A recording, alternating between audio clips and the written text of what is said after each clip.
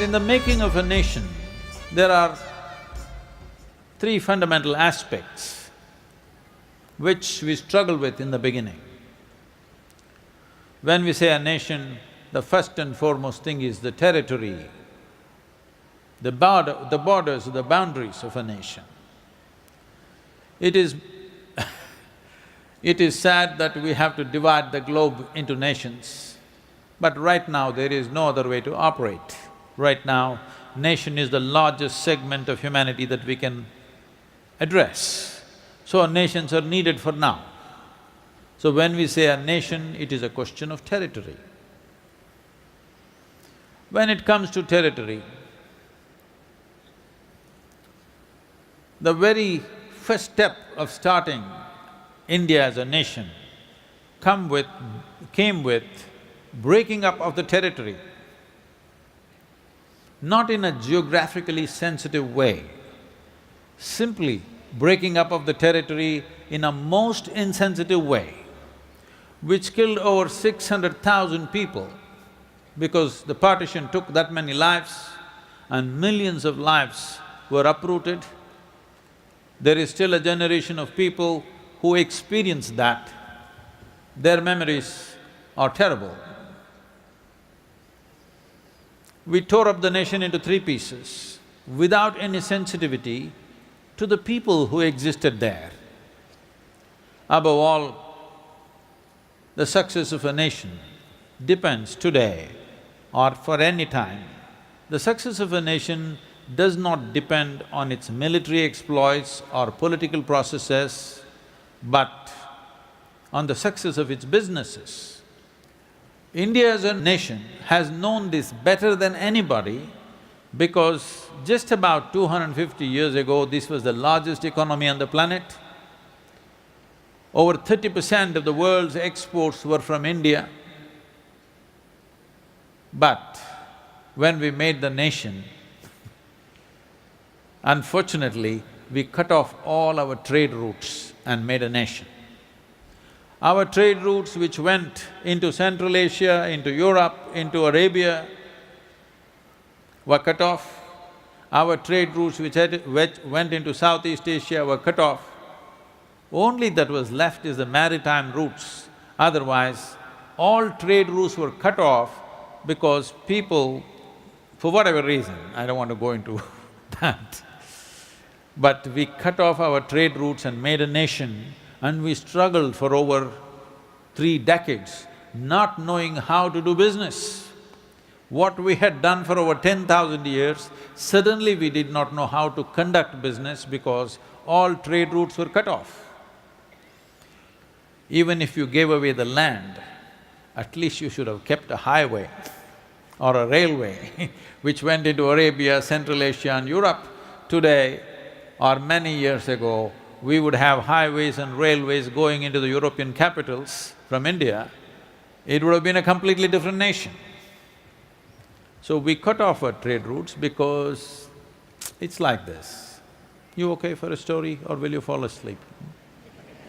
No, because for most people, once I say once upon a time, they think it's bedtime. Not so long ago, hello, a pirate entered an Irish pub. When I say pirate, these days you think of the Somali pirates, not like this, a classic pirate. So he entered the Irish pub. He had lost his right leg, so he was on a wooden stump. His right hand was gone, so he had a hook and he had an eye patch, classic pirate. He walked in and sat down and ordered drink. The bartender looked at him and said, "Hey, Jack, what is the problem? Last time I saw you, you were fine. How did you lose your leg?" He said, "Oh, what to do, we were in the high seas and Her Majesty's cannonball came and took off my leg. But no problem, the carpenter on the ship fixed me up pretty good. The stump works as good as a leg, I can even dance." Then he served him a drink, and when he saw he had a hook for a right hand. He said, "What happened to your hand?" He said, "Oh, I was in a sword fight. You know, some fools don't know that you have to hit the sword with a sword, they hit my hand. So I lost my hand, but no problem, my blacksmith fixed me up with a hook, this works better than the hand." Then as he was drinking, he asked him, "But what happened to your eye?" He said, "I was trying to navigate and I was looking up and the bird poo came and fell in my eye." The bartender said, "But the bird poo will not take off your eyeball." He said, "Yeah, but I was new to the hook."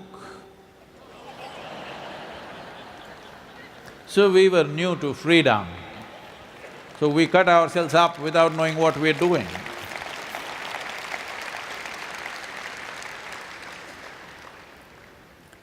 The next aspect of making of a nation is the systems and processes that we follow. Our administrative systems, our education systems, our political system, the executive aspect of it, our military and our judiciary, these are all different systems. When someone occupies a nation, they will form certain systems. Those systems are created for control. Unfortunately, without much modification, almost ditto, as it was during the British era, we just took the rules as they were and continued the same systems. Because of this, it was like we were driving with our brakes on. Doesn't matter what we do, it goes only at that speed. It doesn't pick up speed because all the systems were designed to control, never designed to liberate the people.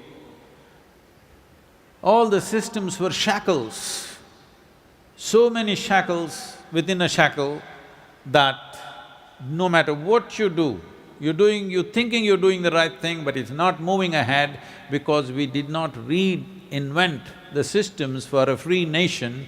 We imported or we inherited systems of an occupied nation and tried to run a free nation.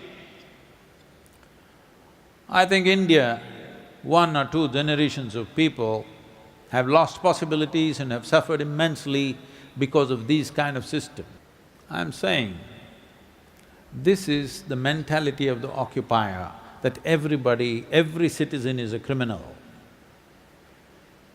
If you tell me the rules, why will I not follow it? The rules were made so ambiguous, nobody knows what's the damn rule. No matter what you do, you feel like a criminal because you do not know what the rules are, they're so complicated.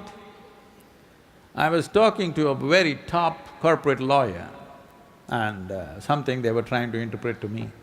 I listened to this whole interpretation. I believe if somebody says something, I can understand. But I did not understand. So I asked him, "See, you are the top corporate lawyer in the country. Do you really understand what is it that you're telling me?" He said, "No, Sadhguru, I don't understand." I said, "Okay." So even you don't understand, then what is it? He said, "That's how it is." So these systems, now we are trying to clean up. A few major moves have been made, unshackling India's business so that it can go up. It is at the same time going through this endurance test on a daily basis. Indians have become super resilient wherever they go. Running an obstacle course on a daily basis. If you take them to a place where there are no obstacles, they are a super hit. Anywhere in the world, they are going and succeeding in a big way.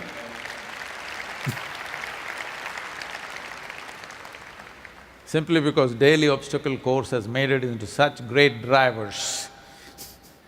With a sixth sense, We're not just seeing what's coming ahead, what's coming on the sides, what's coming behind, we also know what's coming from the top when we're driving. So it's fine, but we are coming to a place where these things are being… the structural aspects of the nation are being cleaned up. And the third and the most important thing is the people. See, people are trying to build a nation, people are trying to transform humanity. There is no such thing.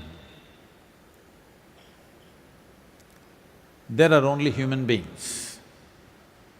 If you want a great nation, you must do something to produce great human beings. There is no other way.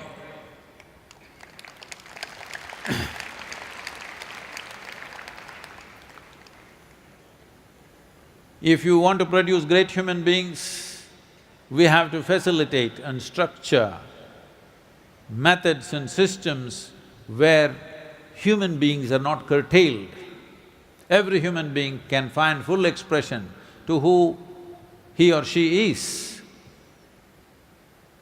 This is a structural thing which needs to happen, which is beginning to happen, but India has had a traditional system that people don't necessarily depend upon, except for external activity. For their own development, they don't depend on any particular outside system. This is the reason, no matter what happens, you will see the country is not disturbed in a real sense as other nations would be disturbed, because there is an organic sense of being completely organized within myself. This is something that the entire world should get. This will be India's greatest offering, how an individual human being can be fully organized within himself or herself in such a way that no matter what happens, they will stay their course.